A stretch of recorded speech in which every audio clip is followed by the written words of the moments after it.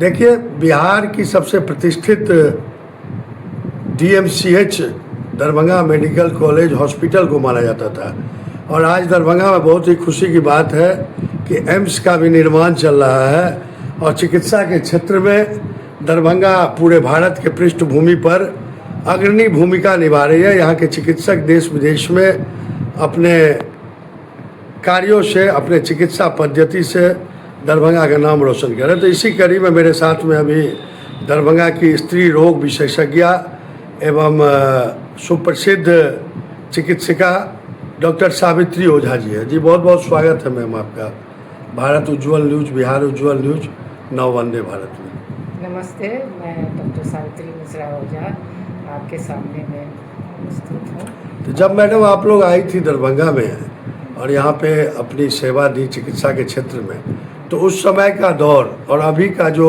Hi tech दौर है उसको कैसा मानती हैं आप? देखिए, उस समय के दौर से और इस समय के दौर में तो अंतर बहुत आई है।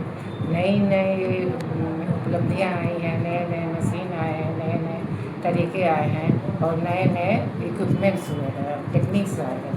तो फ़ायदा तो बहुत है।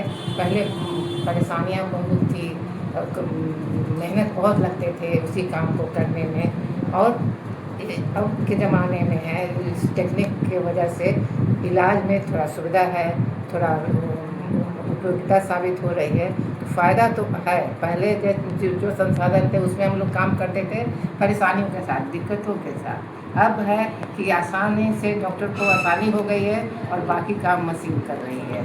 तो जी मैडम, एम्स का निर्माण हो रहा है, आप लोग कभी सोचे थे कि दरभंगा में एम्स भी बनेगा? जी, ऐसे तो दिमाग में उस समय में नहीं सोच पाए थे, लेकिन ये था कि दरभंगा को जितना नाम है, ख्याति प्राप्त जगह है, तो इसमें एम्स के जैसा सुविधा होना चाहिए जहाँ के मरीज को, दरभंगा के मरीज को बाहर नहीं जाना पड़े, यहीं पर उनका इलाज हो सके, सब रोगों का इलाज हो सके। तो आप स्त्री रोग विशेषज्ञ हैं और प्रसव के दौरान आजकल ज़्यादा ऑपरेशन का प्रचलन चल गया है। एक मेरा सवाल यह भी है और दूसरा सवाल है मैडम कि शिशु मृत्यु दर को कैसे रोका जाए? पहला सवाल आपका कि आजकल प्रसंग चल गया है, आपका कहना है कि नॉर्मल डिलीवरी न हो के सिजेरियन हो जाता है जी, बड़े बड़े अस्पतालों में ऐसा देखा जा रहा है। ऐसा नहीं है कि कोई अन्यंत्र से सिजेरियन करने के पक्ष में कोई भी गायनेकोलॉजिस्ट नहीं होते हैं। जब नॉर्मल डिलीवरी में कहीं रुकावट आती है, समय में गड़बड़ी होती है, या बच्चे के जो है सो समय से पहले आ जाता है या समय से ज़्यादा हो जाता है तब, या उसके कोई कॉम्प्लिकेशन युक्त रहता है, कभी कभी नाभि, गर्दन में नाभि लगते रहते हैं, तो ये डिसीजन बच्चे की अंदर अंदरूनी स्थिति ठीक नहीं रहती है, धड़कन गड़बड़ाते रहते हैं, पानी की मात्रा कम रहती है, या पुरैन प्लासेंटा जो है सो नीचे रहता है, ब्लीडिंग होते रहता है और प्रोग्रेस नील रहता है, तो उसमें गायनेकोलॉजिस्ट को तो जच्चा और बच्चा की जान को देखते हुए ऐसा होता है, कर दिया जाता है। तो जी बताइएगा एक बार, शिशु मृत्यु दर का क्या स्थिति है? शिशु मृत्यु दर का तो एग्जैक्ट आंकड़ा मैं अभी तुरंत में प्रिपेयर नहीं बता पाऊँ, पीडियाट्रिशियन आपको बता पाएंगे, लेकिन पहले से बहुत इम्प्रूवमेंट हुआ है, क्योंकि बड़े नए नए संसाधन आ गए हैं, नए नए यंत्र आ गए हैं और सुपर स्पेशलिटी आ गई है, निकू आ गया है, तो मृत्यु दर में कमी जरूर आई है और टेक्निक भी बदल गए हैं। पहले था कि गर्भवती महिलाएं गांव में घर में ही डिलीवरी करा लिया करती थी, लेकिन अब गांव गांव घर घर से उन लोगों में भी जागरूकता पैदा हो गई है।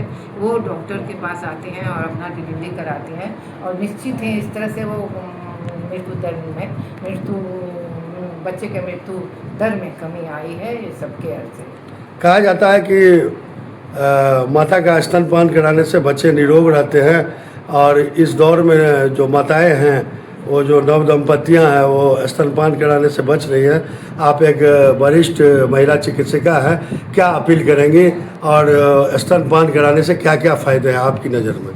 देखिए, मेरे तो अपील करूँगी कि हर माँ जब बच्चे को जन्म देती है तो उसको अपने तैयारियां शुरू, जब घर में बच्चा आता है तभी से तैयारियां शुरू हो जाती बॉडी में। और मेरे हर माँ से अपील है कि अपने बच्चे को अपना ही दूध स्तनपान कराएं, अपना ही दूध पिलाएं, क्योंकि माता का दूध जो है अमृत के समान है, सब कोई कहते हैं और लोग बोलते भी हैं कि अगर तुमने माँ का दूध पिया है नहीं तो तुमको छठी का दूध याद दिला देंगे। तो माँ के दूध में इतनी ताकत रहती है कि बच्चे को एक बूंद भी माँ का दूध जो है सो बच्चे के लिए काफ़ी होता है। उसमें बायो का इम्यूनोग्लोबुलिन्स होते हैं जो बच्चों को बीमारियों से प्रोटेक्शन देता है और बच्चे को बॉडी के अनुसार जो बायो एबिलिटी के अनुसार बच्चे माँ का दूध जो है सब पूर्ण रहता है।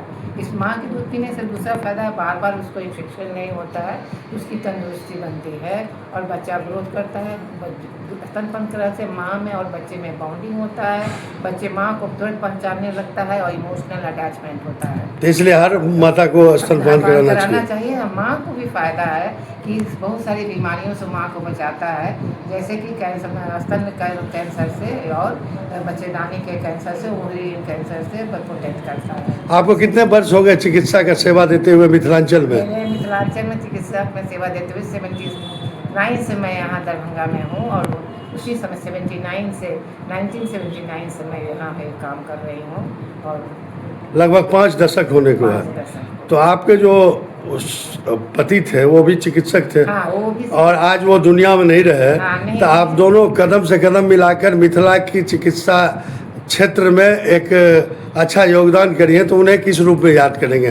पूरा उनका परिचय भी दिया जाए। वो मेरे स्वर्गीय पति डॉक्टर शशि शेखर ओझा जी जो है सो वो शशि शेखर नारायण ओझा।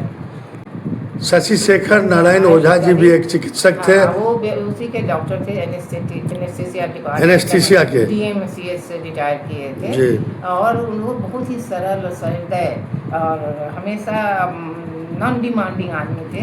वो सबकी मदद करते थे और उनके मन में किसी के लिए भी कुछ बुरी भावना और कुछ ऐसा नहीं था। वो सबको जितने भी नीडी थे सबको मदद करते थे। इवन और काफ़ी सामाजिक कार्यों में भी आगे रहते थे, में एक्टिविटी लेते थे और पेशेंट के लिए बहुत ही अपना तत्पर रहते थे कि मरीज के लिए जो कुछ भी बन पड़ा वो करते थे और जो नहीं भी दिन था तो उस समय उसके लिए भी वो अपने उपलब्धि। आगे उनकी याद में कुछ आप लोग करने जा रहे हैं? अभी 1 साल तक अभी तो नहीं, रिसेंटली हुआ है तो ऐसा अभी दिमाग में कुछ ऐसा नहीं सोच पाई हूँ। अभी उभरने में आगे इच्छा है, आगे मैं सोचूंगी इस पर बात। बहुत बहुत धन्यवाद। तो देखिए सुनिए, डॉक्टर सावित्री ओझा दुनिया की जानी मानी महिला चिकित्सिका हैं, गायनिकोलॉजिस्ट हैं और मृदुभाषी हैं। और बता दूं कि ये जो इलाज करती हैं वो काफ़ी कम पैसे लेती हैं। आज के दौर में, आधुनिक दौर में गरीब गुरबों से लेकर सबों का इलाज वो काफ़ी कम दाम में करती है। तो बहुत बहुत धन्यवाद मैडम, आपने अपना बहुत बहुमूल्य समय दिया। धन्यवाद। अब हम मिथिलांचल ही नहीं पूरे बिहार की जानी मानी स्त्री रोग विशेषज्ञ डॉक्टर सावित्री ओझा से आज एक साक्षात्कार हुई दरभंगा में।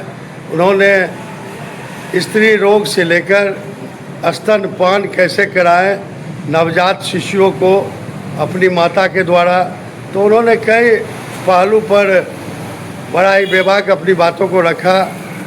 DMCH की जानी मानी स्त्री रोग विशेषज्ञ डॉक्टर सावित्री ओझा ने कहा कि नवजात शिशुओं को माता स्तनपान कराती है तो वह कई बीमारियों से छुटकारा पाती हैं और उन्हें भी फ़ायदा होता है। और शिशु मृत्यु दर के विषय में भी उन्होंने कई बातों को कहा।